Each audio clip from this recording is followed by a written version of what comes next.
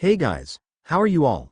Welcome to. So we are back with a brand new movie on what if Devil Naruto had unfair thing with Seekvaira, but before we start, be sure to subscribe to our channel and like this video. Now let's begin the story. Akeno, I love you.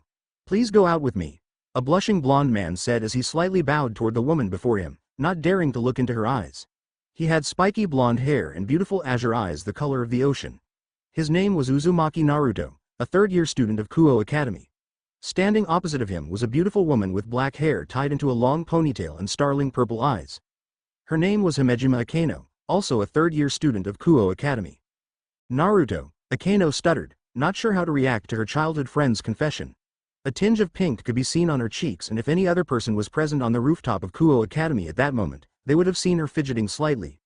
Her heart beat wildly in her chest and a small, happy smile could be seen on her blushing face. However, despite her affection for Naruto, Akeno couldn't give him an answer. Yes, it was because Akeno also harbored romantic feeling for Naruto that she couldn't answer his confession. The reason, while quite simple, was also quite complex. It was because Naruto was a human, an ordinary human. Himejima Akeno, known as one of the two great Oni-sama of Kuo Academy, was actually a devil serving Rias Grammary. Between a human who could only live for 80 to 100 years at most and a devil whose lifespan could easily reach thousands, how could there be love? It was a troubling decision for Akeno. On one hand, she wanted Naruto to be happy and herself to be happy by saying yes, then hugged him dearly. However, doing so would drag Naruto into the supernatural world and exposing him to dangers. Akeno would never forget her origin and the reason her mother was killed. The memories of that day was still livid to her till present days. But that's not all. Now, let's take a step back and assume that they would be together happily and no one would come for them. How long would it last? Naruto was a normal human. He couldn't be with her forever. 10 years, 20 years, then 30 years from now, he would become older and weaker while she herself remained youthful forever. And once some more years passed, Naruto would die of old age while she continued on, still in her prime no matter how many decades had passed. By then, would Naruto still love her, a supernatural creature? By then, could she bear the pain of losing him like that? Numerous questions and scenario of their future passed through Akeno's head, bringing pain to her heart every time a happy scene met its end in one way or another. She had reached her conclusion. Gripping the hem of her skirt tightly, Akeno wiped a lone tear that had somehow leaked out and gazed at the bowing blonde before her with her determination steeled. And told him her answer. Naruto, swoosh, swoosh. The sound of a blunt weapon cutting through air could be heard clearly in the courtyard of the Uzumaki household as a blonde man repeatedly swung his bakken with heavy force. This man was none other than Uzumaki Naruto, who had just returned home after his confession to the love of his life, Himejima Akeno. Obviously, he had failed and Naruto couldn't understand why. Akeno and him had known each other since childhood. Naruto's old house was next to the shrine where Akeno and her mother, Shuri, worked at, so it was natural for the two of them to be quite close. However, all good things came to an end after the day Himejima Shuri was murdered, and Akeno disappeared. Because no corpse other than Shuri's was found, so it was suspected that Akeno had been kidnapped. Their beautiful childhood ended like that, and at that time, Uzumaki Naruto had cried, for the first time in a while. Time flew by, and then, 2 years ago, when he enrolled into Kuo Academy, he had met her again, and once more, Naruto had cried. However, that were tears of happiness. Naruto still remembered Akeno, and so did she him. Assigned to the same class, they hit it off quickly and became great friends like in their childhood. The two were always seen together in the academy, starting numerous rumors suspecting their relationship. But that was all they could become. Swoosh, great friends, Naruto thought as he swung the bakken in his hands once more. He had no target in mind and was just tiring himself out so that he could have an easy sleep and forgot Akeno's matter. Akeno. The name brought mixed feelings to his chest. Naruto had realized his feelings for her during their second year when they were attending a cooking class together. Since then, he had been thinking about the black hair Miko non-stop, and it had taken him one whole year to observe her and gather enough courage to confess earlier. And it had failed. Unlike he thought, maybe Akeno only thought of him as her friend. Swoosh snap. Let's us stay as friends, Naruto. Akeno's words rang in his mind again as Naruto swung his bakken down, and it snapped in half due to the heavy force. Letting out a tired sigh, the blonde threw his broken equipment away before turning around and walked into his house. First, he would take a cold shower to calm his mind, and then maybe he could try having some of the sake his godfather so loved. Though he was still underage, not that he cared about it anyway, Naruto thought the drink might help him somewhat. They have a saying, drinking help relieve stress after all. I refused him. Himejima Akeno said sadly to her best friend Rias and let out a tired sigh. The two were currently having some girls' talk before bed and the topic was natural, Naruto's confession. Lying opposite of her, Rias also let out a sigh as she looked at Akeno concernedly. As the other of the two great Oni-sama, Rias was also a gorgeous woman on her own with crimson red hair and greenish blue eyes.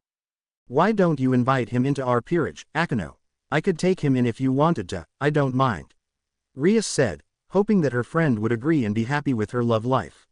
Though she only had a bishop, knight and a rook piece left after spending all her pawns on Hyodo Ise, she would happily give up one to ensure Akeno her happiness. However, the black-hair Miko shook her head. "You don't have to, Rias. I love Naruto and I want to be with him, but I can't be so selfish that I drag him into our world. I don't want he to know that I'm a devil, and I don't want him to live a dangerous life." Akeno continued on sadly as she hid under the warm blanket. Soft sniffing noise could be heard as the black-hair queen quietly weep. "Sniff, Naruto, I'm not the woman you need in your life. I'm not worthy, so let's us stay as friends." It brought great pain to her heart every time Akeno remembered how Naruto had kept his head down as he walked away after hearing her answer. She could still clearly recall how he had been shivering and how unsteady his footstep had been as that time.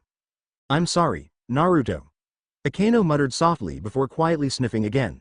As much as she loved the blonde and hated herself for her action, Akeno still didn't want Naruto to be involved in the supernatural world. If possible, Akeno wished that she had been born into a normal family, having a normal, ordinary life as she grew up. Then she met Naruto, felt in love with him again, and together, they would live a happy, ordinary life. In the dead of the night, as Himejima Akeno silently weep herself to sleep and dreamt about her happy childhood days with Naruto, Rias hugged her for comfort and the night deepened.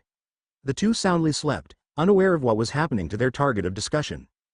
Seekvaira Agaras was having a great day. In the morning, she had passed a hard political test for heir and heiress with flying colors, and in the evening, she had received a report from Olivian which said he had encountered an interesting individual in Tokyo that could be recruited into her peerage. Both news was enough to make a slight smile appeared on her usually stoic face, but to make her day even greater, fate had her found the newest limited edition Dumgum model in Kuo.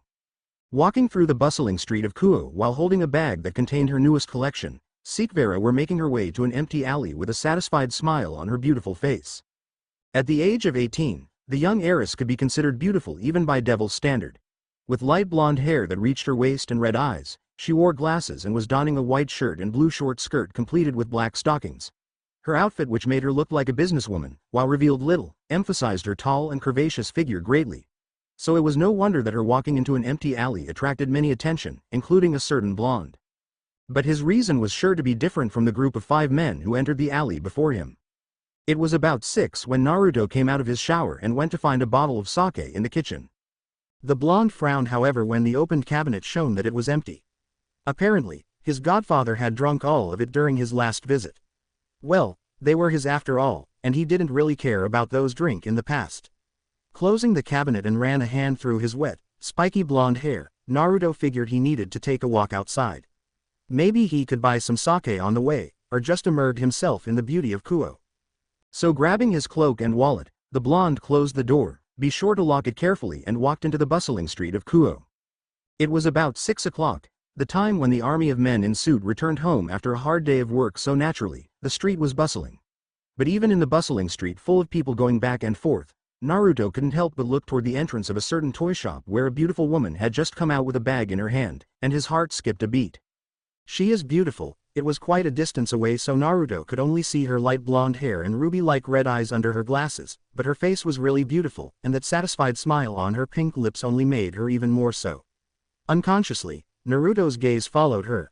Despite how much he loved Akeno, Naruto was still a man in his prime, so naturally, he was attracted by the blonde woman, who wasn't any worse than his love interest. But just as Naruto was about to shake his head and continued with his walk, he saw a group of 5 men enter the empty alley where the young woman had walked into. Maybe it was just a coincidence and they were just taking the same way home, but Naruto wasn't convinced. He saw himself as an easygoing person who could ignore most of the things happening around as long as it didn't affect him much. Like how he didn't care about the perverted trio who seemed to have a grudge toward him, or how he just shrugged it off when he found said trio peeping the kendo club girls. Of course, if Akeno was involved, things would have been different. But no matter how easygoing he was, Naruto couldn't ignore what those 5 men were planning to do to the beautiful young woman in there. And so, the blonde split the crowd and entered the alley with a frown on his face. He might not have a weapon with him, but he knew some martial arts. Fighting all 5 adults sounded difficult, but at least, he could save the woman. Seekvaira raised an eyebrow when she sensed several human signatures following behind her. 5 of them stood closely to each other about 5 meters away from her, while the last one, the strongest, was about 15 meters away. The satisfied smile on Seekvaira's face disappeared and was replaced by a frown at this situation. The blonde woman let out a sigh and pushed up her glasses. Obviously, this wasn't the first time something like this happened to her. Apparently, she was quite a beauty by human standard, rivaling their most beautiful model and actress. Some of them, the braver and more stupid, couldn't keep it in their pants after seeing her, so they resorted to stalking and raping. Needless to say, all of them failed, and Seekvaira doubted this would be the last time she had to face such a situation. The young heiress shook her head, deciding to just ignore them till she reached the secret teleportation spell she had used to come here. There, she would erase their memory and let them be on their way while she returned to her home. None of them would remember what had happened, and this unpleasant memory wouldn't make her day any worse in the end. Arg! A sharp cry rang out in the empty alley, made Seekvaira stop in her step and raised an eyebrow. From her sensor, it seemed that the 6th man had rendezvoused with his 5 other comrades, as they were now standing in the same location now. Another pain-filled cry rang out and the young heiress turned back. After running a bit to gain some momentum, Naruto jumped into the air and delivered a devastating dropkick to the thug nearest to him, Thug A, sending him flying forward, tackling Thug B and fell down with him.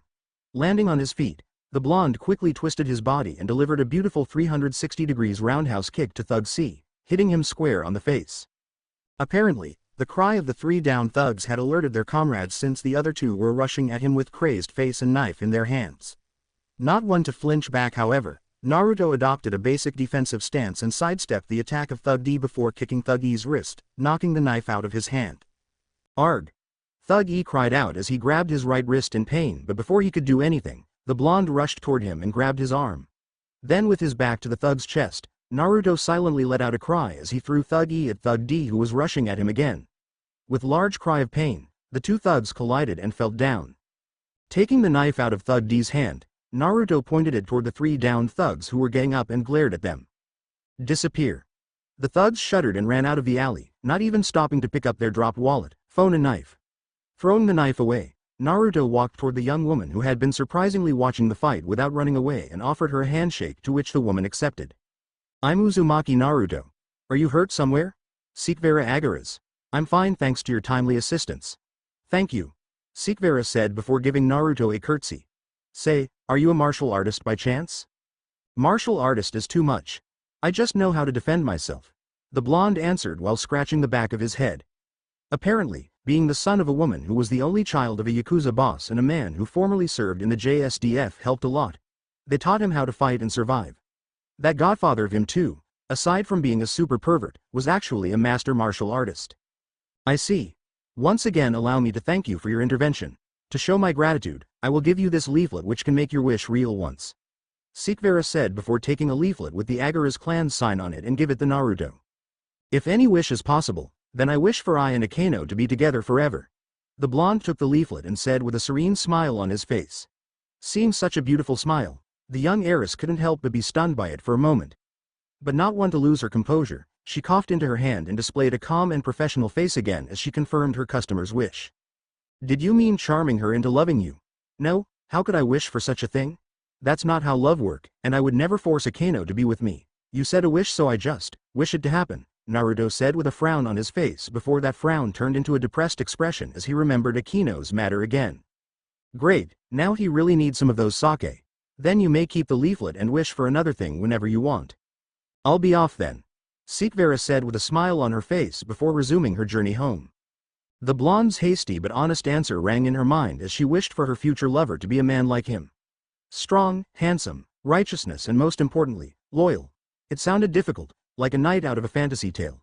But as the heiress of the Agaras clan, Seekvaira had both the looks and conditions to set a bar that high. Beside, hard wasn't impossible.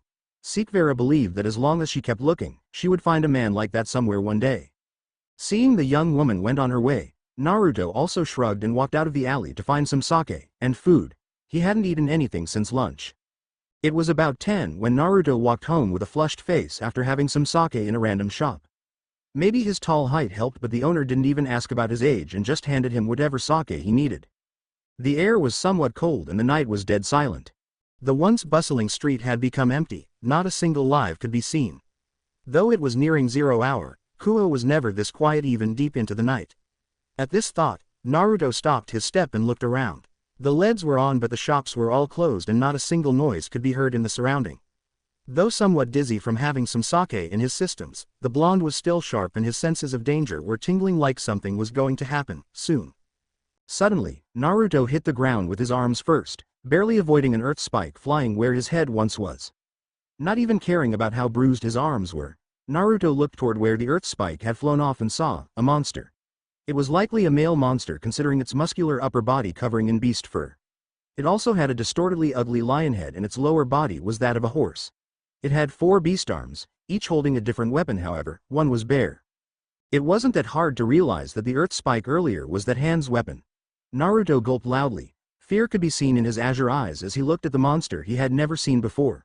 But rather than being frozen in fear and waited for his death, the blonde kicked off and ran away. The half-lion, half-horse roared angrily as it threw another weapon toward the blonde, this time a great sword made out of rock which Naruto easily dodged. Seeing the blonde struggled, the monster let out another loud roar and chased after him with its 4 legs.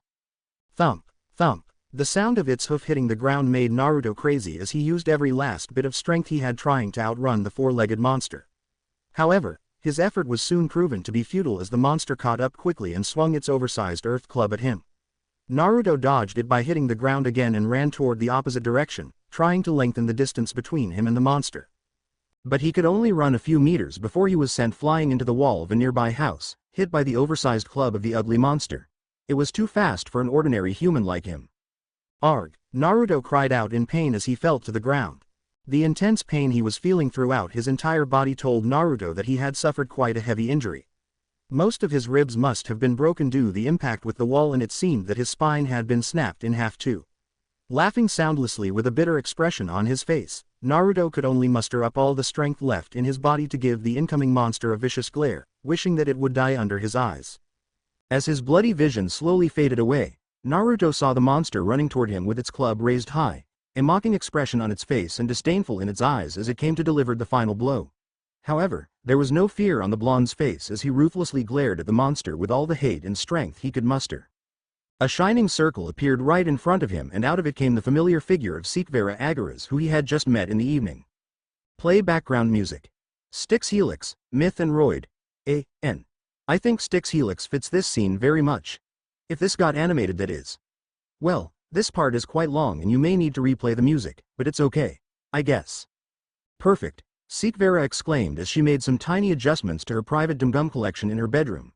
It was near midnight so the young heiress was about to call it a great day and had a nice slept. The day had been awesome so far, and nothing would make it more complete than a good sleep to prepare for the day after. Seekvaira thought to herself and began undressing. Zip the young heiress began by unzipping her short skirt and slid it off, revealing milky white skin that was usually unseen by the world and a pair of perfectly long legs with thick thighs but not even the least bit of useless fats in them. Just as she was about to unbutton her shirt however, Seekvaira felt a tugging sensation at the back of her head and immediately wore her skirt again. She could feel it. The interesting blonde she met in the evening was calling for her, and as if his life depended on it, the wish was very strong. As Seekvaira was wondering what could have happened to him with a serious expression, she disappeared into the Agaras clan's teleportation circle. What greeted the young heiress when she appeared in the human world for the second time in the day wasn't the most pleasant thing however. Swoosh bang, it was a club to the face, barrier. It was an instantaneous reaction that only those of experiences could have. Seekvaira had immediately erected a solid barrier around herself to repel any incoming attack for a brief period of time right after seeing the monster. From the moment of her appearance to the moment the club was about to hit her face, only 1 second had passed. If Seekvaira was any slower, she would have suffered quite an injury being hit by that club. The solid, transparent barrier cracked under the pressure but its purpose was fulfilled, giving Seekvaira enough time to assess the situation. In front of her was an ugly stray devil and behind her was a dying Uzumaki Naruto. It's not that hard to tell what had happened for the blonde to call her here. Pushing her glasses up, an action which helped Seekvaira calm her mind down somewhat, the young heiress glared at the stray with her crimson red eyes, which seemed to glow even in the dark. Slow. She pointed her palm toward the stray and muttered. Invisible and soundless, a wave of magic power was released upon the stray and entered its body. Immediately, the ugly monster stopped dead in its track, or to be more precise, it had been slowed down to the point of almost stopping. Fireball!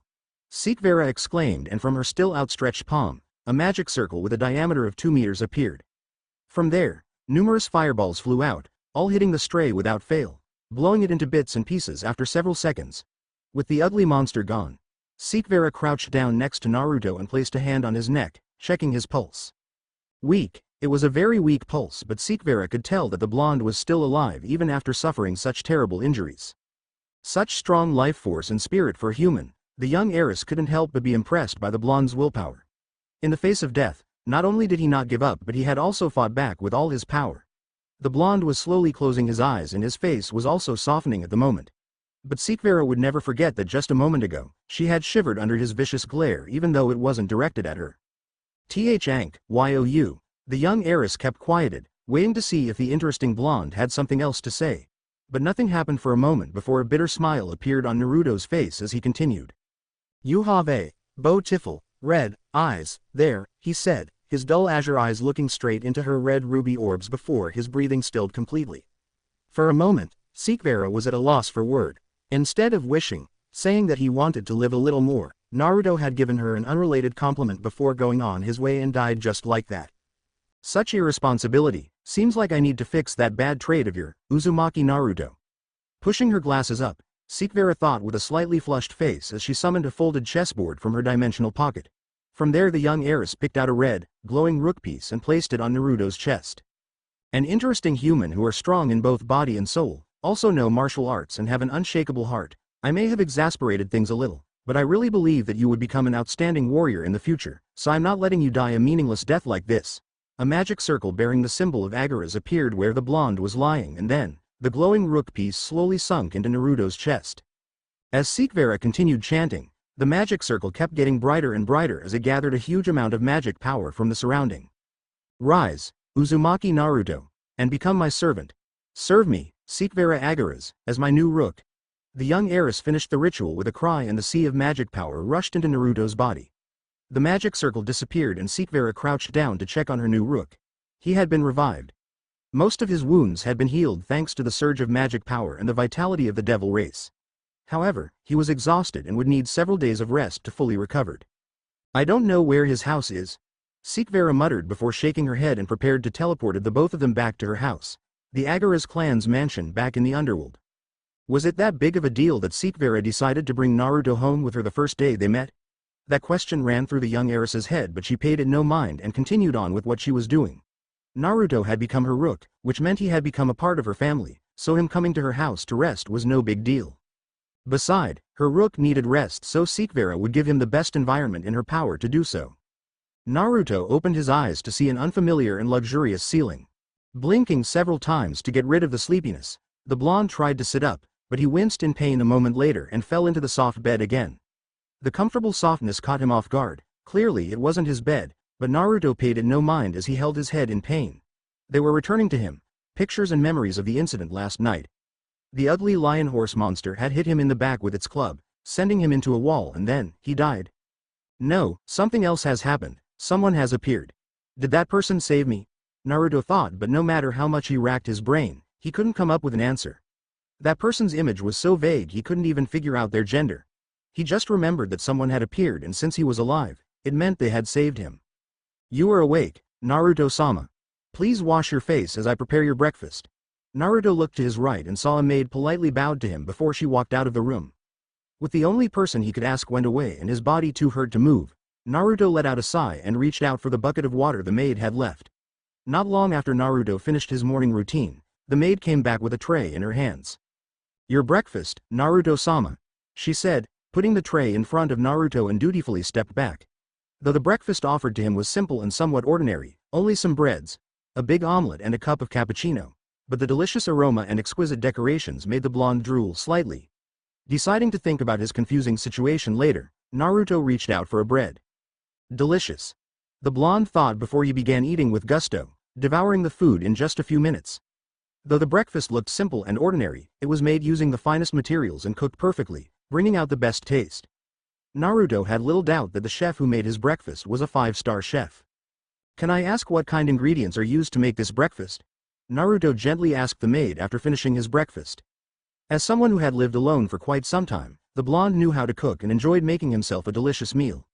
Though he wanted to ask about his situation first, the food were just so delicious he couldn't ignore voicing his question.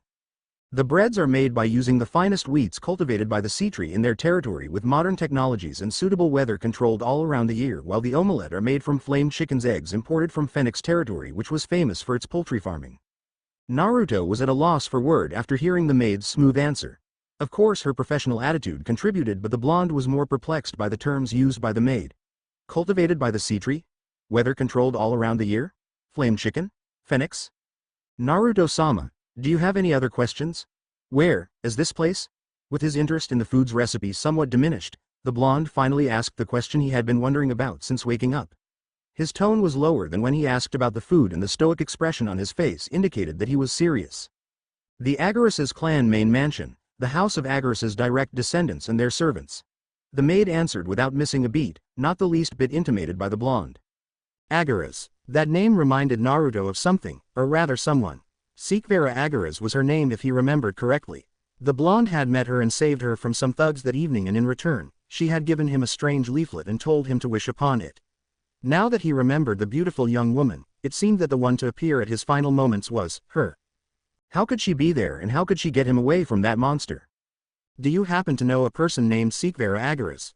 Seekvaira Agares is the name of our young lady who is the heiress to the Agares clan.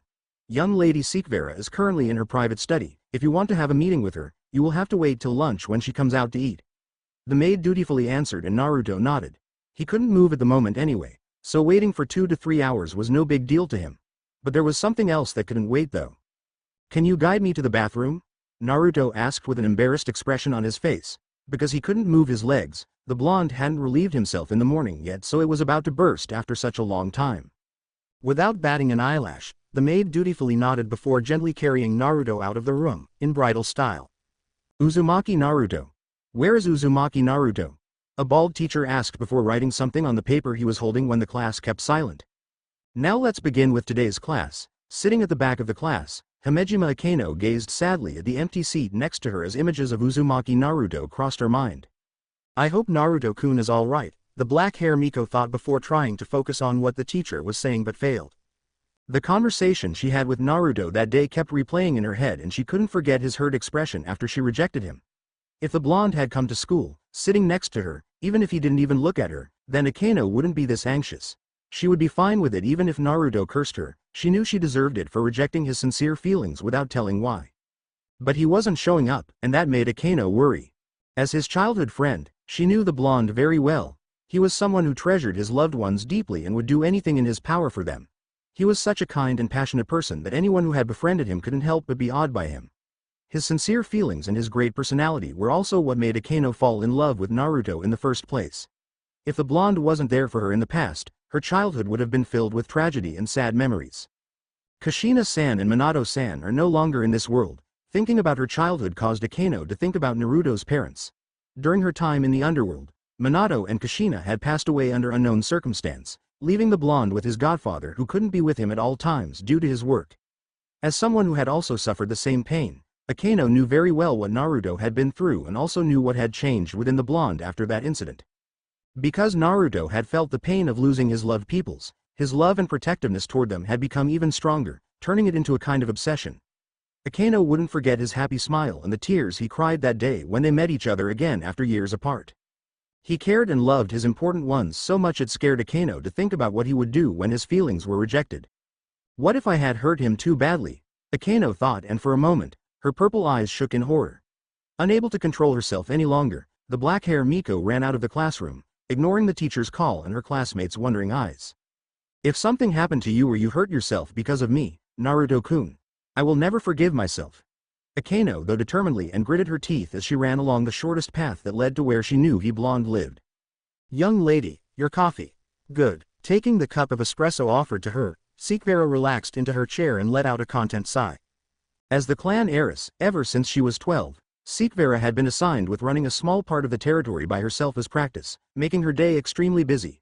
Every day, at least 4 hours must be spent to process the work of a lord, 8 hours to study and 4 hours to improve her power. Assumed that she took 6 hours to sleep each day, Seekvaira only had 2 hours of free time left. So when the young heiress finished her work early and looked at the small clock sighting on her desk, she rejoiced when knowing that she had 1 more hour of free time. Taking a sip of espresso, Seekvaira looked at the maid and asked, "How is Uzumaki Naruto?" Naturally, the maid she asked was also the maid who had served Naruto his breakfast. Standing at the height of 164 m, she was a beautiful woman with black hair tied into a ponytail and cold, emotionless black eyes. Her skin was snow white, which was further highlighted by her black and white maid outfit. Like Seekvaira, her master, she exuded an air of elegance and seriousness. "He has woken up, but due to his heavy injuries, he was unable to move for now. Though I have secretly sped up his recovery with skin contact, I suspect that it would take another 3 days for him to completely recovered." The maid answered dutifully without missing a beat. "Did he ask about me?" "Yes, he did. Should I bring him here, young lady?" Seekvaira nodded and the maid walked out of the room without making a sound. It wasn't even 5 minutes later that a knock was heard and the black hair maid walked in, this time with Naruto in her arms, bridal style. Though the room was silent, the blonde blushed bright red when he saw Seekvaira's lips twitching. The young heiress wasn't laughing, but she was definitely holding back. The black hair maid put Naruto on a chair opposite Seekvaira and walked out of the room. "So, where are we exactly? I noticed that the sky is purple," the blonde asked after overcoming his embarrassing moments. When he woke up earlier, because of the confusion he was feeling, he hadn't thought much about it, but after returning from his important business, Naruto had looked out the window in his boredom and saw a stunning sight. The usual clear blue sky was replaced by a purple one that had 2 moons in it. To be honest, it was beautiful and Naruto felt at ease looking at such a sky, but he couldn't help feeling anxious. After all, he was in an unfamiliar mansion, located in a strange place that might not even existed on Earth. "We are in the Underworld." Seekvaira, still relaxed in her chair, answered with a stoic face and took a sip of her espresso. Hearing her answer, Naruto's eyes slightly widened before he sighed and fell into his chair too. "So I died?" Seekvaira nodded. "You and that maid too?" At that, the young heiress stopped sipping her coffee and placed it on the desk. She leaned forward, adopting a serious sitting posture as she looked straight into Naruto's eyes with her ruby-red orbs. Seeing the beautiful heiress turn serious, Naruto also straightened his back. "Naruto, tell me how much you know about Devil, Angel and Fallen Angel." While Seekvaira Agaras was telling her new rook the truth of the world and the process of him turning into a low-class devil, in Kuo, Rias Gremory's peerage was having a serious meeting. "You came to his house but couldn't find him?"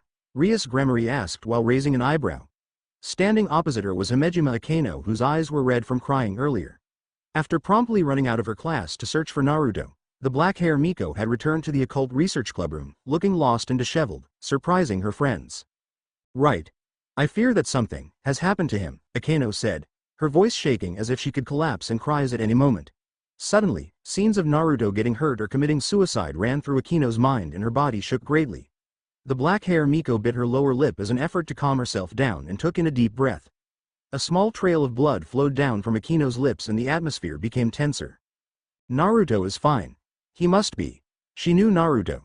He was a strong and intelligent man. Though he was hurt by her rejection, the blonde wouldn't be so stupid that he committed suicide to get rid of the pain. Naruto getting hurt by others was also impossible too. He had been trained by his parents since a young age and was a martial artist master himself too. "I will contact Sona and we will search for him together. For you, Akeno, I will flip Kuo upside down to find Uzumaki Naruto," Rias said with a reassuring smile before hugging the shaking queen into her arms. Sitting on a red couch, Kiba, a handsome man with blonde hair, blue eyes, and Kaneko, a cute girl with short white hair, hazel eyes, nodded at each other with determined eyes before walking out of the room. He must be taking a break somewhere to relax himself. "Don't worry, Akeno, it will be fine," the redhead said as she patted Akeno's back to comfort her and silently vowed to find Naruto at all cost. When Akeno told her that she had rejected Naruto's confession, Rias hadn't thought much about it even though the black hair Miko had cried. But it seemed that Akeno loved Naruto more deeply and sincerely than she herself had realized. Though she would definitely disagree with her, Rias was determined to take Naruto in so that Akeno's happiness could be ensured. "So I'm a devil now?" Naruto asked before sipping his cappuccino, which the black hair maid had given him sometime during his talk with Seekvaira. Though the talk was long, the contents were informative and much needed for someone who had just entered the supernatural world like him. Besides, Seekvaira was a good listener and talker, speaking with her was interesting. "A newly reincarnated devil of the lowest rank in the underworld," the young heiress added, and a frown appeared on Naruto's face. "While I'm fine with just being alive for a second time, Being so weak would only result in trouble. Beside, I need power to protect my important ones. The blonde quietly said as images of the lion-faced monster crossed his mind. It was because he was weak that he had been killed. But now that he had become a devil with various means to get stronger, the blonde was determined to learn and grow. Only with power could he protect himself and the people he cared about, like Akeno and Jiraiya, his godfather. Good thinking. It's survival of the fittest in this supernatural world, so work hard to improve your rank and power. For you, for the peerage and for me too. Seekvaira said strictly with a serious look on her face. As someone who would lead the Agarisa's clan in the future, a position that was only below the four Saiyans, Seekvaira needed to have a strong peerage to back her up. That was why she liked Naruto's attitude of wanting to become stronger and encouraged him. Right, peerage. I'm bound to you as your servant now, aren't I? Naruto asked while scratching the back of his head. Servant is only the official term used to call reincarnated devil under a king. How to treat them is another matter that completely depend on the king. For me, I see my peerage as comrades, allies and friends. This is something that you must see and decide for yourself. I'm speaking good things about myself won't carry much weight. Seekvaira answered with a stoic face before taking off her glasses to clean it. Hearing no response from Naruto after a while, the young heiress looked up only to see said blonde looking at her with stunned look on his face. What's wrong? No, nothing. I just thought you look really beautiful with your glasses off, Naruto said, his voice getting lower and lower the more he talked and a blush could be seen on his face. The room fell into silence and the young heiress abruptly stopped cleaning her glasses at the unexpected compliment. You speak as if I'm not beautiful as I'm now. Seekvaira putted her glasses on and said with a straight face. But if one looked closely, a faint tinge of pink could be seen on her cheeks. No, it's not what I meant, I know. I'm just joking. Seekvaira stopped the blonde from embarrassing himself with a slight smile on her face. Seeing the young heiress's beautiful smile for first time ever since meeting her, Naruto also smiled and relaxed in his chair. The matter of peerage and servant didn't seem that important to him anymore. For Naruto, he had died and Seekvaira had given him, literally, a new life, so him serving her to repay her grace was kinda normal. They said nothing was free in the world after all. He couldn't expect a devil to save him and not ask for anything in return. Then, Your Majesty, your orders. Having a sudden urge to tease his new king, Naruto asked loudly while kneeling on one knee and secretly took a glance at Seekvaira. A smile appeared on Naruto's lip when he saw the young heiress coughed into her hand, but that was all. Seems like it will take more than that to make her smile again, the blonde thought, a little disappointed that he couldn't see Seekvaira's beautiful smile. Sit, Naruto, and don't do that again. Seeing Naruto complied and returned to his seat, the young heiress nodded before she continued. Since you are still recovering from your injuries, we will do nothing for now, but after you are completely healed, we will begin a 1-month course training that teach you how to use your new devil's power, including magic. After that I will give you your first mission. So I will be staying in the Underworld for 1 month?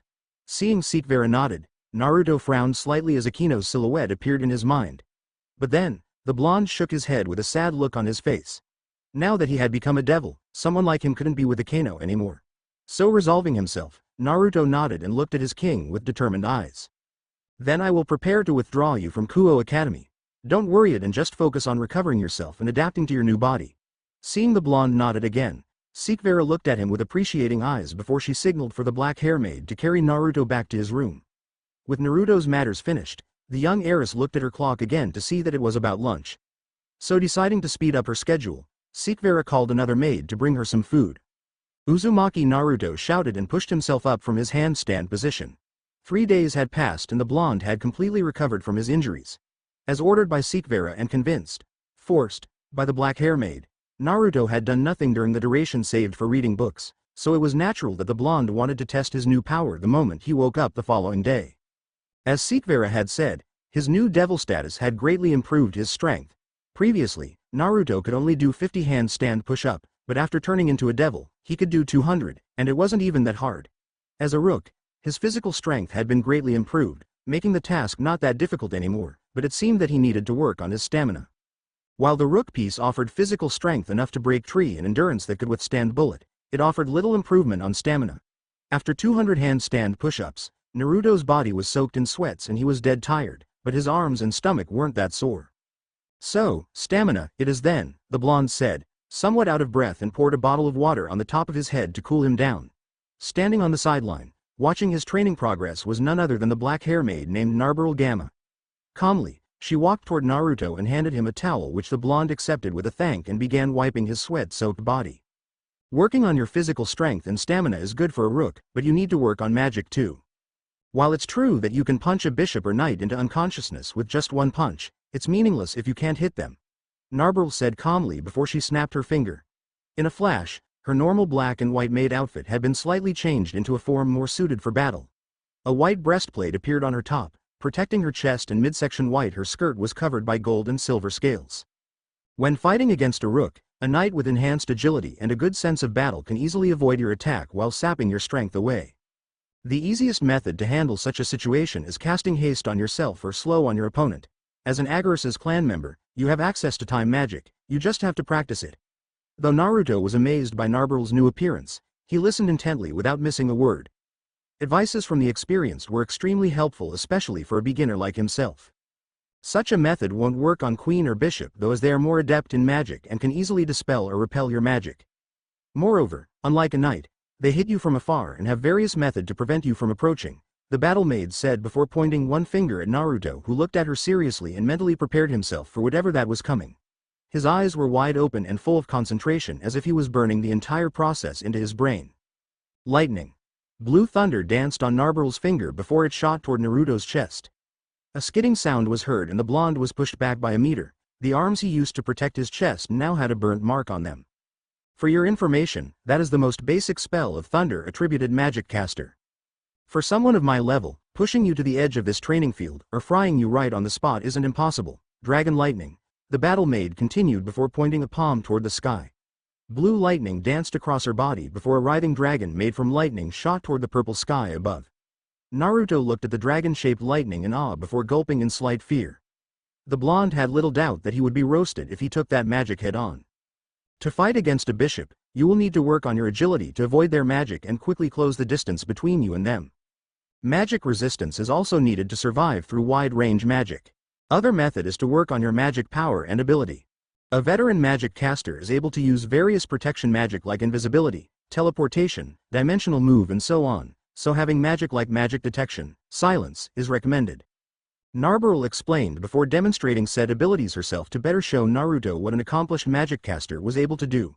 From the beginning to the end, the blonde never took his eyes off Narberl's elegant and delicate form as she casted one magic to another, intending to burn the lesson she was giving him into his memory. The process took about half an hour until the battle maid stopped and used a handkerchief to clean her face. With a bright smile on his face, Naruto handed Narberl a bottle of water he picked up from the sideline, which the maid gracefully accepted. That was awesome. I didn't know you were so strong. As a battle maid of the Agarus clan and young lady Seekvaira's bishop, I must be capable of this much. Narberl calmly said. A slight satisfied and proud smile could be seen on her face. With a snap of her finger, the battle maid made her outfit return to its usual appearance and looked at Naruto strictly. As you are my comrade in future battles, I can't let you drag the peerage and young lady down by being a weakling. So I have decided that I will teach you magic in my spare time. As for the lessons fee, I will collect it later when I think of something. Narberl said, and toward her offer, Naruto nodded excitedly. Having seen the battle maid performing the various uses of magic, the blonde was interested in learning the art himself and utilized it in battle. Seeing Naruto's excited nod, Narberl looked at him with approving eyes before telling him the most basic things a devil needed to learn magic. Graphia-chan, I have fallen in love with you the moment I first met you during the Civil War. Marry me.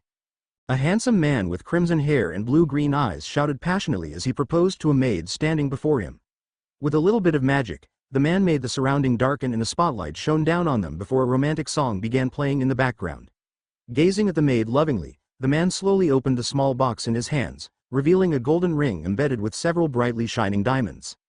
If any other woman was proposed in a romantic way like that by such a handsome man, they would probably be stunned and accepted the proposal happily. But unfortunately for the crimson hair man, the woman he proposed to wasn't any other ordinary woman. Letting out a tired sigh, the silver hair maid released a portion of her magic power to return the office its usual appearance before glancing at the crimson hair man. This is the 69,696th time you proposed to me, Seekvaira-sama. Do you ever get tired of doing this? The maid with ruby red eyes named Graphia calmly said, and the crimson hair man stood up.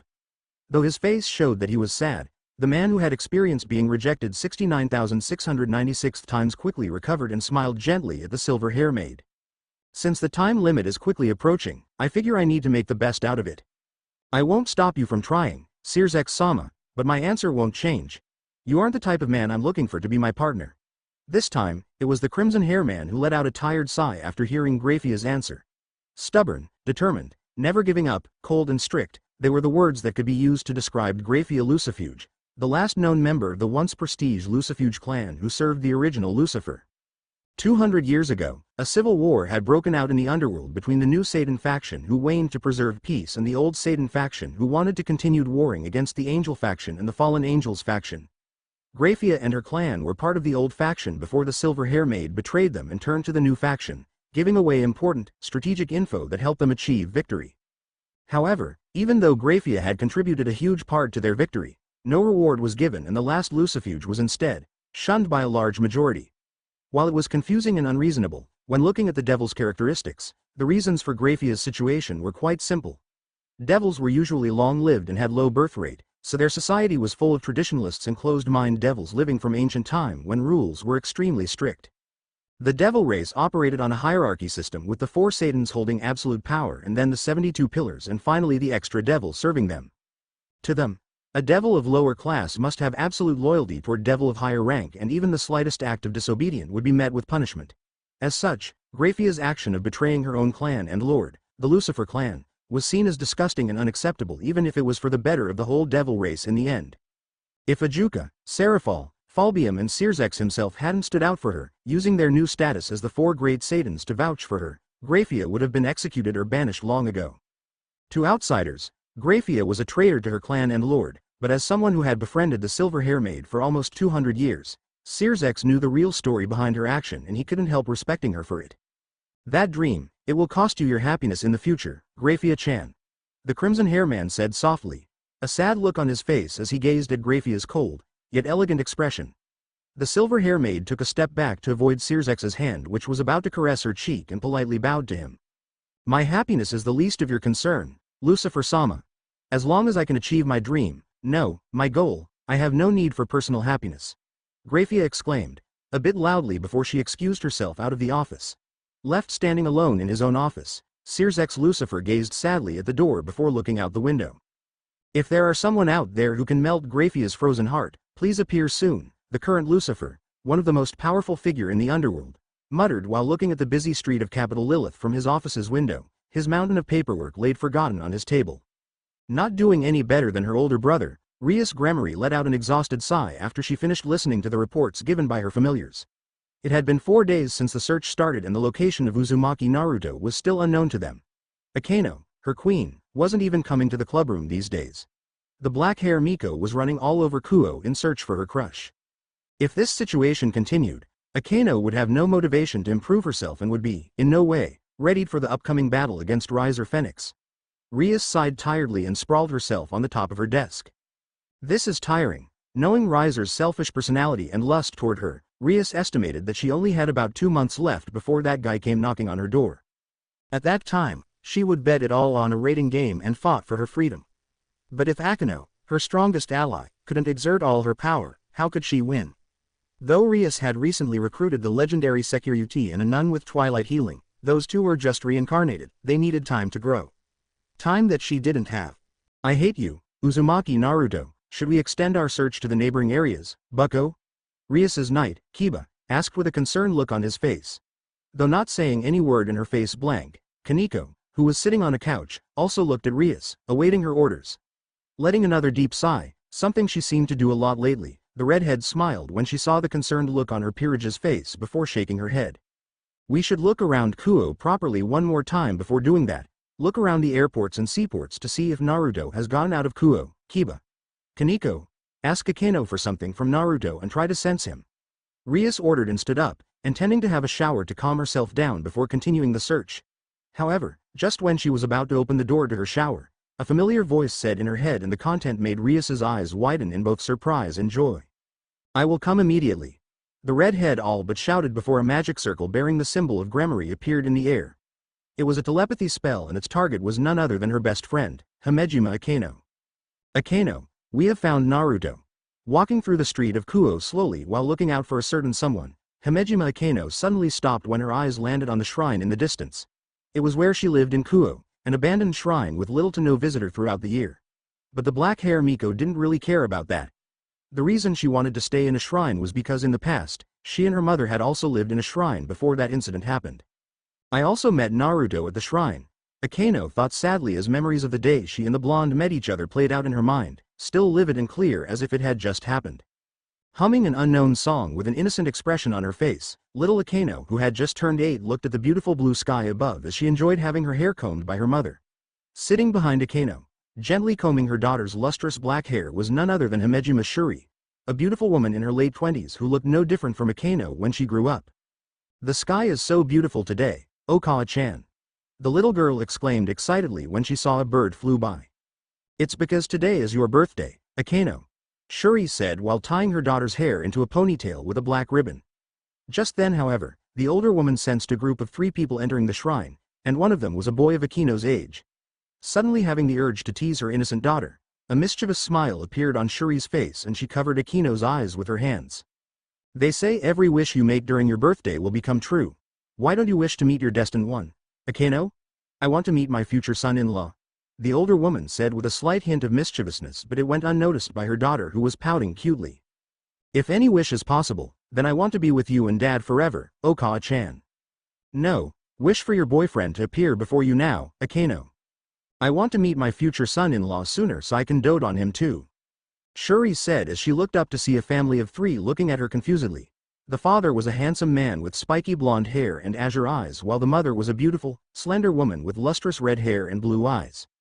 A glint appeared in Shuri's eyes when her eyes landed on the boy standing between them, looking exactly like his father with spiky blonde hair and azure eyes but carried his mother's pretty face instead. "Era, a handsome young man who would no doubt break many hearts in the future," thought Shuri. "Then I wish for my hubby to appear before me," the young girl, with no other choice left, wished with a pout on her face. Her voice was a little low though, and so, only Shuri could hear it. With a gentle on her face, the older woman then gestured for young Naruto to come over, who did after asking for his parents' permission. Then with a mysterious smile on her face, Shuri uncovered Akeno's eyes and looked at the young couple with a mischievous expression. Realizing her intention, the red-hair woman also dragged her husband to a side and watched the pair with a smile on their face. Feeling her eyes no longer covered, little Akeno opened her eyes, expecting nothing only to widen her violet eyes the moment she saw a boy with blonde hair and azure eyes standing in front of her. "Are you really my future hubby?" For a moment, the young girl could only stare at the boy, dumbfounded and amazed by what had just happened, but then she asked with a small, adorable blush on her face. "What is a hubby?" Young Naruto asked back with a confused look and a cute pout on his innocent face. Silence reigned for a moment before little Akeno broke out chuckling. "I'm Himejima Akeno. What is your name, hubby?" Then with a bright smile, she asked. "The name is Uzumaki Naruto.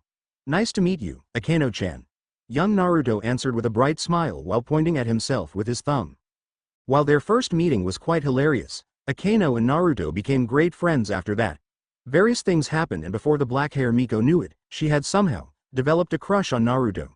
Shaking her head at the fond memory, Akeno was about to head to another place when Rias's familiar voice rang in her head. "Akeno, we have found Naruto." The black-hair Miko stopped dead in her track before her mind successfully processed the information and her eyes widened in joy.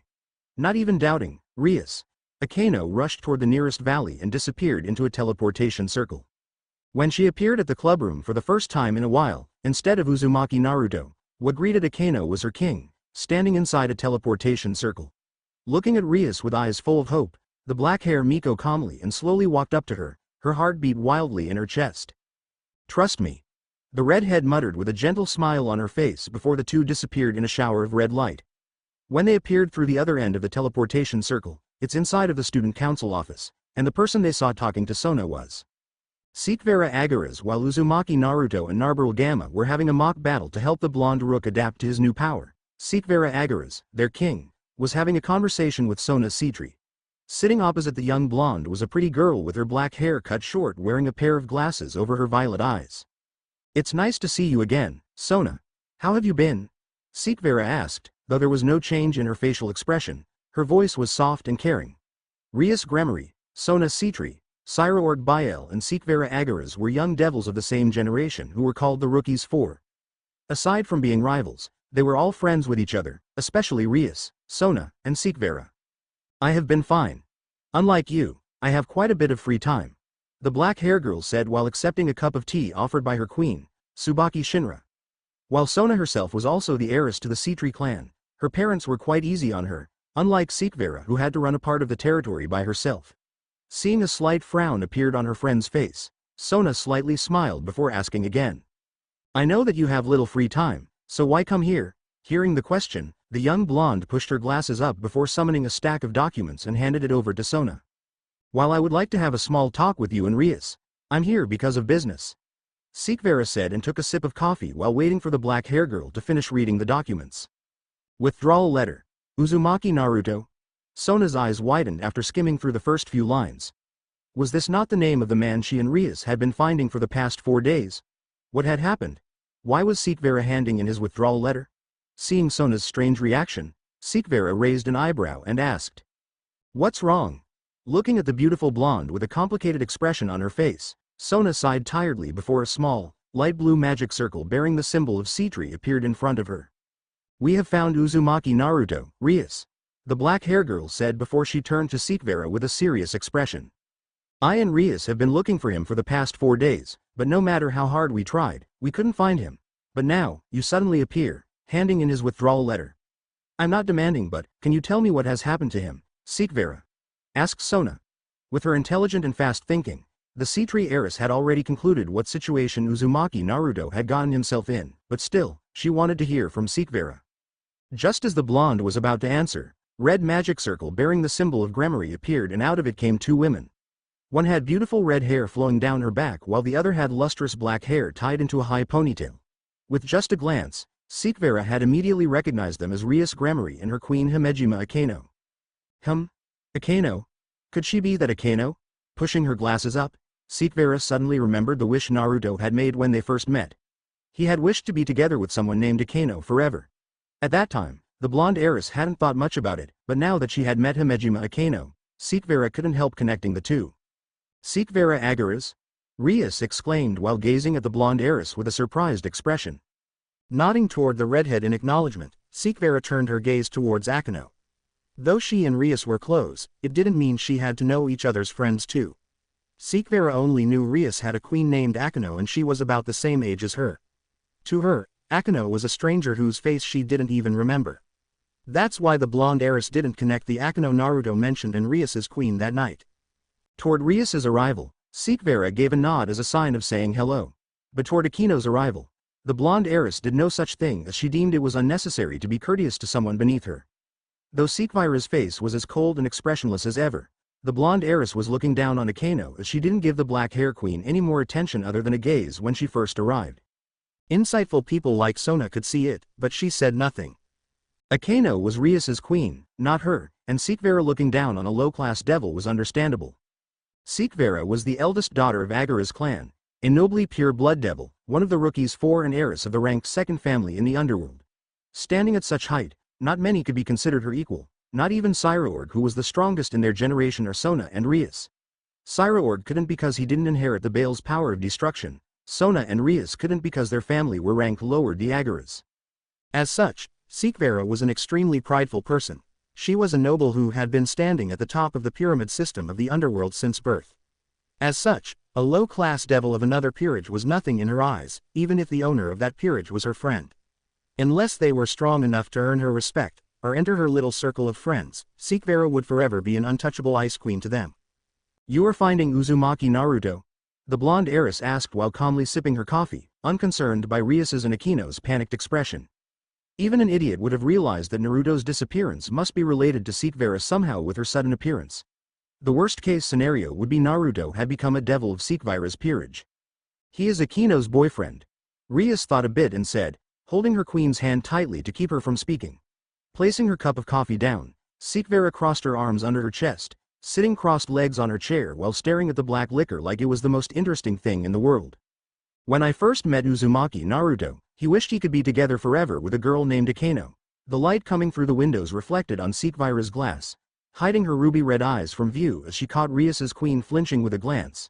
Seekvaira didn't know why, but she felt an unknown hatred toward the black hair queen burning within her after catching her reaction. He wished that with a saddened expression. I don't think someone who has their love answered would do that. I gave him a leaflet and returned to the Underworld after that. Later that night, he summoned me, near death with a mid-class stray devil nearby. He is my rook now. The room fell silent after Seekvaira finished her story. Sona was closing her eyes like she was meditating. She didn't want to concern herself with a complicated situation. Rias looked like she was contemplating something while Akeno had a saddened expression on her face. Seekvaira had made herself clear with that last sentence. Naruto had become her subject, no longer the ordinary human teen they knew. They needed to get her permission first before getting to Naruto. At least, he is safe, Rias thought to herself and glanced at Akeno, seeing the Black Hair Queen's relieved sigh. Naruto had become a devil, contrary to Akeno's wish, but becoming a devil is better than dying. Seek-chan, can I? No, even if you offered your Seekvaira, my answer would still be no. I see. Rias Gremory let out a disappointed sigh before releasing Akeno's hand. She had done all she could. Even if Seekvaira wanted to trade Naruto for Issei, Rias wouldn't agree. She might want Akeno to be happy with Naruto in the peerage, but comparing to the Seekvaira with unlimited potential, the blonde was nothing. Thank you very much, Agura-sama. If Naruto died, I wouldn't know what to do. Akeno stepped up and said sincerely with a deep bow towards Seekvaira. Not paying Akeno any attention, the blonde heiress calmly looked at Sona like she was expecting something. I will handle Naruto's withdrawal, the sea-tree heiress calmly said. Thank you. Seekvaira stood up. A gray magic circle with the symbol of Agura's appeared under her foot. Come to my palace when you have the time, Rias. I have something for you. The blonde heiress said with a slight smile before disappearing in a flash of white light. Seeing her smile, Rias also smiled and nodded. Me? A welcoming party for me? Naruto with his upper body naked and full of sweats after finishing his training said, surprised? Yes. Young Lady Seekvaira is one of the most famous individuals in the Underworld. Her every action is watched and judged by all of the Underworld. A welcoming party is a must-have ceremony to introduce a new peerage member of a renowned noble to all of the Underworld. If young lady didn't do that, she would be ridiculed. Standing before Naruto was Narberal Gamma in her casual maid outfit. Don't overestimate yourself, however. Your welcoming party is online a mean for other nobles to attack or ally with the young lady. In other words, it's a political battlefield. You will also be watched and judged as the young lady's new rook, so better behave yourself. Oh, I see. Catching a flash of slight disappointment on Naruto's face, Narberal approached the blonde and handed him a towel. Don't get the wrong idea. It's not like she was doing it just because of necessity. No, we of the Agura's family truly welcome you, she said with a soft smile on her face while looking straight into Naruto's wide-opened eyes. Maybe his eyes were playing tricks, but Naruto swore he could see light coming from behind Narberal's slender form. Angel, the stupefied blonde thought and blushed. Boom boom, the unique sound of something flying at supersonic speed could be heard whenever the large man standing in the middle of the stadium released his punch. He had hair as black as the night and eyes the beautiful color of violet. Standing at 194 centimeters tall and having a muscular body that would make men and women drool, Sairaorg Biel, the strongest devil of his generation, was training. Something he did every single day, without missing, without slacking. So what if he was hailed as the strongest of his generation? In front of a demon king, Sairaorg would die in a single hit. So what if he was already the successor of the prestigious Baal clan? Sairaorg still clearly remembered the day he and his mother were kicked out because he didn't possess the power of destruction.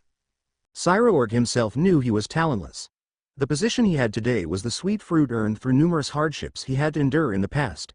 He had to push himself harder, he had to break through his limit if he didn't want to lose everything. That's why Sairaorg trained. Asterisk boom. Asterisk, his step destroyed the ground, creating a small crater, and his punch generated shockwaves so strong that the dummy 10 meters away was blown apart. But instead of being satisfied, Sairaorg's expression was solemn. There was even a hint of irritation and disappointment in his fiery eyes. 1 whole year, I haven't made a single advancement. Sairaorg let out a sigh and retracted his punch. He realized that he was gradually reaching his limit. That realization made Sairaorg feel bitter, but there was little he could do. He could only train harder and harder, hoping that he would make a breakthrough one day. Sairaorg-sama, there is an invitation from the Agura's clan. A beautiful young woman with blonde hair tied into a wavy ponytail said respectfully and handed him a luxuriously decorated letter. Wearing a dark blue costume that was open in the chest area revealing her large breasts, cleavage, and part of her stomach, she was Kusha Abaddon, Sairaorg's queen. That girl, Seekvaira got a rook. The letter was long due to all sorts of formality, so Sairaorg summarized it in one sentence. So it's an invitation to a ball. I don't want to go. Every ball is a political battlefield. Knowing that sly fox, she might be up to something, It's better using that time to train. Sairaorg said tired voice and handed the letter back to his queen. But aren't you curious about her new rook? Agara's-sama's standard is very high, but I heard that her new rook is a reincarnated human. Kusha said and handed over a towel she got from somewhere to Sairaorg, who was covered in sweats. Maybe he has a sacred gear? Then isn't it all the more reason for you to go and find it out? Even if it's not for our future battle against them, I think you should go and strengthen your relationship with Agara's-sama. You are one of the rookies for too, Sairaorg-sama. Hearing Kusha's convincing word, the Bael heir could only nod his head. A little change in pace doesn't sound too bad, I guess. Warning. Arrow scene smack smack. Ah. A young woman moaned softly amidst the smacking sound of meat colliding meat. Lying on a white king-size bed in a dimly lit room was a young woman around her early 20s. She had long green-tinted light blonde hair that reached her slim waist and a pair of ruby-red eyes that were rolled back due to the ultimate pleasure she was feeling. Without a single piece of cloth on her sexy, matured body, the young woman laid on her side, her back against the chest of her master, her left leg raised high, being supported by his left arm and her big breast fondled by his right hand. Seekvaira, no, the Seekvaira look-alike woman let out a moan filled with pleasure when she felt her master nibbled on her ear and her pink nipple being pinched between his fingers. Her back arched and a geyser of clear liquid shot out of her cleanly shaven pussy accompanied by her high-pitched scream of pleasure. She panted roughly, clearly exhausted after the orgasm, but the same couldn't be said about her master. Seek. Shouting out the name of his target of affection and lust, the man with curly blonde hair and green eyes had a crazed look on his face as he licked the woman's white neck. He stopped the thrusting for a moment and changed their positions so that the woman would be on her fore with him behind. Ah, so good, master. So good. The man pulled her arms strongly while thrusting his hip forward, causing the woman to scream in pleasure. Her perky and firm big breasts jiggled with every thrust, creating an arousing sight. Tell me, Seek. Who is your master? The blonde man asked while grasping her big breasts strongly as if wanting to crush them. Pain could be seen on the woman's face as she panted roughly. It's unknown whether that pain was from her breasts being grasped too strongly or the fact that her master was treating her as someone's substitute. It's Galgandar Andromalius-sama, the Seekvaira look-alike woman replied weakly before letting out a scream of pleasure. She could feel her master's essence flowing into her womb. The sensation caused her back to arc and another geyser of clear liquid shot out of her pussy which was overflowed with thick, white liquid. Letting the Seekvaira look-alike woman fall face first into bed, fainted, Galgandar Andromalius let out a satisfied sigh before a cruel smile emerged on his face. Flipping the Seekvaira look-alike woman over with a kick, the Andromalius heir climbed on top of her body, licking his way up from her crotch. Sitting on top of her head, Galgandar strongly grasped her head with both hands before shoving his hard dick all the way down her throat. The Seekvaira look-alike woman's body convulsed and she gagged, her eyes rolled to the back of her head. Looking at the helpless Seekvaira look-alike woman, the cruel smile on Galgandar became crazed as he imagined doing the same to the real Seekvaira. Soon, Seek, with her in my peerage, I will completely destroy you in a raiding game and make you submit to me. In a dimly lit room filled with the smell of sex, a opened luxuriously decorated letter lied on a table. It's an invitation to a ball that would be held at Agoras's Sky Garden next week. Ha! With a mighty shout, Akeno swung her arms, which were crackling with golden lightning, down. A vicious expression emerged on her face as the Priestess of Thunder summoned bolts of golden lightning down from the night sky to purge her target. Incomprehensible screams of agony filled the air along with the smell of burned meat as the mid-ranked stray devil was roasted. Gah! What the hell are wrong with you? You damn mad woman! The stray devil, a large man with tentacles for arms, angrily shouted and swung his arms forward. Dozens of red tentacles shot out, trying to catch the flying Priestess of Thunder. With graceful movement like she was dancing in the sky, Akeno flexibly dodged the attack and casted a protective spell on herself. Shut up! You piece of garbage! Stray devils like you should disappear from this world. With a thin layer of energy surrounding her body, Akeno approached the stray with her fastest speed. Surprised by her action unbefitting a magic caster, the stray was dumbfounded before finding a fist imbued in lightning flying toward his head. A loud bang was heard as a large thunderbolt struck the stray devil the moment Akeno's fist connected. The queen piece is an all-rounder piece. Akeno prefers using her thunder magic as a means to attack, but that doesn't mean she is weak in close combat. Maybe weaker than Kaneko and slower than Kiba, but that's because Akeno's strong point lies in her magic. Standing on the sideline, Rias proudly said, just like what she had shown to Issei when he first became a devil. Rias had led her peerage out for a hunt to introduce the perks of being a devil to Asia, her new bishop who possessed twilight healing. But unlike the previous time when everyone played a part in subjugating Visor, Akeno volunteered to beat the stray all on her own this time. Akeno-san, scary, standing next to Rias, a short girl with shoulder-length white hair and hazel eyes said. Her face was as expressionless as ever, but she was standing a step behind the redhead. She was Taju Kaneko, Rias's rook and a first-year student of Kuo Academy. Did something happen, bucko? Akeno-san is kinda angry, Kiba asked. Though his face was still smiling handsomely, his unconscious stuttering betrayed his nervousness. Kiba had been active in Rias's peerage for years now, and in his opinion, Akeno was a kind and caring Oni-san. She might act a bit perverted at times, but that was only to make the mood. Never had Kiba seen her so angry before, and to be honest, it made him kinda nervous. Uzumaki Naruto has become a devil. A stray attacked him and Seekvaira revived him after that. Uzumaki Naruto.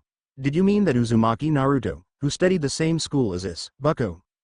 Hyodo Issei, a young teen with brown hair and green eyes, asked loudly in surprise. The youth admitted that he didn't know just everyone who attended the same school as him, but Uzumaki Naruto was a very special existence in Issei's heart. Good looking, good attitude, good score, popular with women and a master martial artist. Issei envied Naruto, but at the same time, he also admired the blonde from the bottom of his heart. Like, when someone was only a bit better than you would envy him, thinking that with a bit of luck and effort, you could surpass him. But when someone was so much better than you that you had no hope in surpassing him, that envious would turn into admiration instead. Just human nature. Seeing Rias nodded, the youth screamed out in frustration and collapsed. Why? Just when I thought I had finally surpassed him. Why? Ignoring her pawn, Rias shook her head and glanced at Akeno. The black hair queen was still torturing the stray. She wasn't using strong attacks that would kill him, but weak attacks that would inflict pain and suffering on the target. Poor Akeno. She loves Naruto so much she even sacrifices her happiness for him to have a normal life, but that's ruined now. She must be frustrated, Rias said in a saddened voice and sighed. If only she had taken the risk and turned Naruto into a devil without asking for Akeno's consent. Back in the student council office, Akeno's smile didn't fade from her face, but who knew how pained she was on the inside. Because of the decision she thought was the best for them, things turned out like this. About that, I think you are wrong, bucko. In my opinion, Akeno-senpai deserves this. Hyodo Issei, the pervert that was always goofy, suddenly said something ridiculous. A loud bang was heard and a thunderbolt bigger than ever struck the stray devil. Gracefully and calmly, the priestess of thunder returned to the group, her Miko outfit covered in blood. Torturing the stray devil had been a good way for Akeno to vent her frustration, but it seemed that Issei's words had made her mood turn sour again. There was even a dangerous glint in her eyes when looking at the pawn. What are you saying, Issei-san? Quickly apologized to Akeno-san and Bucko-san. Asia Argento, the cute blonde girl standing next to Issei, quickly said, but the youth shook his head and looked straight into Akeno's eyes with a serious expression. Akeno-senpai, you said you sacrificed your happiness so that Naruto-senpai could have a normal, ordinary life without being involved with the supernatural world, is that right? The black hair queen was silent, but she nodded. When you decided that, did you ever consider Naruto-senpai's feeling? Akeno kept her silence, but she didn't nod or shake her head. Seeing her reaction, Issei took a deep breath, closed his eyes, and placed a fist over his heart. I don't know about Naruto-senpai, but I would be devastated if the same happened to me. Akeno-senpai, what is the relationship between races when it comes to love? For me, I think as long as the parties involved truly love each other, then everything will turn out fine. Oblivious to the amazed stares he was getting from his colleagues, Issei took a deep breath and looked at the starry night sky above with a sincere smile on his face.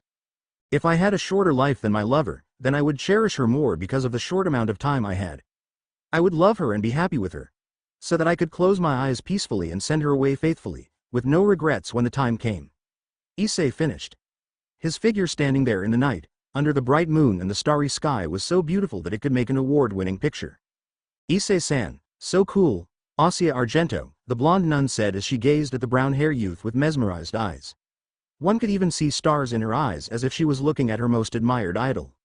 I never knew my pawn has such a cool side too, Rias exclaimed with wide eyes, surprised and amazed at the short, but meaningful speech. Her eyes when looking at Issei showed a bit more warmth. Suddenly, his perverted tendencies became like a child's mischievousness to her. Rias didn't know yet, but she was beginning to see Issei as a little brother she never had. Cough be beside, Who could ignore such a beautiful, voluptuous woman like Akeno-senpai? Maybe because the praise was too much, Issei's face turned red, and the youth just blurted out his thought without thinking while glancing at Akeno's sexy Miko outfit with a lecherous expression. The surrounding turned silent as everyone looked on with deadpan expressions. Pervert. Kaneko muttered under her breath and looked away.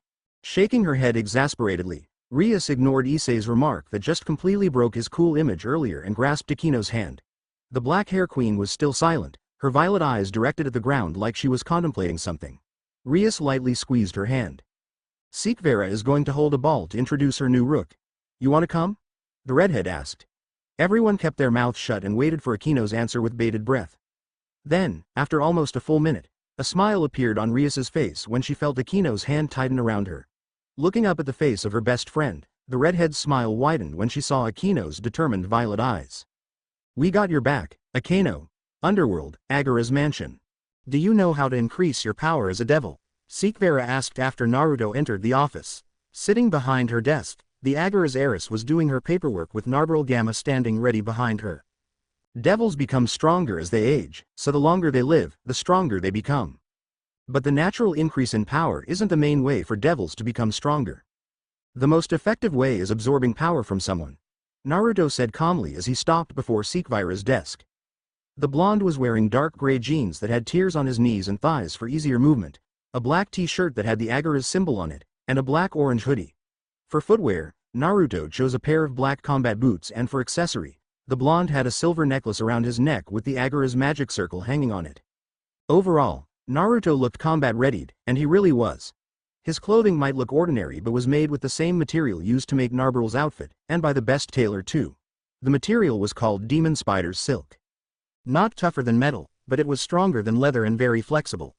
His necklace, on the other hand, was the most extraordinary thing he had on his body. It was something personally crafted by the best craftsman in the underworld as requested by Seekvaira Agaras. The heiress said it was something that every member of her peerage had. According to Seekvaira, she actually requested a set consisted of a necklace, a ring and a bracelet, each with a different effect on the wearer. But it had only been a week since Naruto joined, so only the necklace had been finished. It came with various magic necessary for daily life like cleanse, telepathy, body temperature conditioning embedded in it. Aside from having the best equipment available for a low-class devil, Naruto had also become stronger by himself. His body was still lean, but under his cloth were rock-hard muscles that packed more than just a punch. As advised by both Naruto and Seekvaira, the blonde had been focused on training his speed and endurance by running like a madman around the Agara's mansion with weight, lots of weight. Naruto also tried to learn magic, and what caught his fancy the most was enhance. The blonde thought instead of launching a fireball that did the same damage as his punch after slowly building up his magic power for months, why not just upgrade what he already had? Toward his thought, both Seekvaira and Naruto nodded their head in approval. They even gave him a book about the origin of enhanced magic and its variations. In his last spar against Naruto, who was comparable to a high-class devil, Naruto had even managed to hit her once even though the maid had gone all out. In the past, devils wage war with other races, including human, to absorb their power. But after the 1,000 Years' War ended with a truce between all races, the old devils turned their fangs to the weaker member of their own species, adopting cannibalism to enhance their power. This has later led to the Devil Civil War between the new Satan faction devils and the old Satan faction devils. The new Satan faction devils won and changed the method to doing contracts in exchange for a portion of the contractor's power. Seeing that Seekvaira was still silent, Naruto spilled out a summary of what he had learned about the devil. Only then did he see the heiress nod. Letting out a sigh of relief, the blonde was proud of himself for meeting his king's expectation. Right, usually, new devils have to hand out flyers to find their own contracts first, but your situation is different. You have me, a ruler, as your king. Seekvaira said calmly and looked into Naruto's eyes. Knowing that she was expecting an answer, the blonde thought carefully her words. His king was Seekvaira Agaras, a high-class devil with a sizable territory in the underworld, but what's the difference? She was someone who was always busy with paperwork, her peerage was always away for job, and Naruto's eyes widened when realizations hit him. You receive contracts from the devils living in your land. That's why we don't have to find our own contracts and can receive it from you instead, right? The blonde answered with a smile on his face. That's right. But there aren't only devils living on my land, like this contract you are about to do. Your client is a yokai. Now go, you have 3 days to finish this. Underworld Gamma will accompany you. Seekvaira said and handed an old contract to Naruto. It wasn't a contract that was forgotten for a long time, but a contract that was written on a worn-out, old paper. Exterminate the monster around Hilma Yukai village and investigate the cause behind the disease in it. The blonde read out the content written on the contract and furrowed his brows, a solemn expression on his face. Naruto nodded and held the contract tightly in his hand. He glanced at Narbrul. Wait for me at the mansion gate.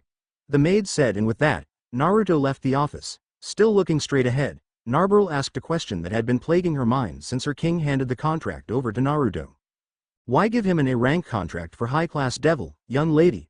I may accompany him on this, but I can't guarantee his safety if the mission turned out to be harder than expected.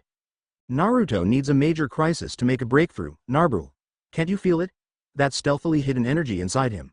Seekvaira said calmly, but when she saw the maid still had a worried look on her face, she lightly laughed. Just 1 week and he has already managed to steal the heart of my bishop. Maybe I should prepare another bishop just in case. What are you talking about, young lady? Naruto is only my disciple. I will never leave your side. Narbrul loudly exclaimed with a red face like she had been wronged. It's a joke, Nabe. No need to worry though, Bafil is also heading there. Seekvaira said lightly, calling out Narbrul's nickname to calm her down.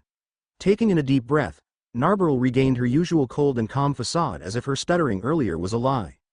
I see. Then I will take my leave, young lady. Narbrul bowed and walked out of the office, leaving Seekvaira who was still busy with paperwork alone. Hilma Yukai village was a village within Seekvaira's territory. It took Narbrul and Naruto only 30 minutes to reach there with the help of various teleportation stations built across the territory.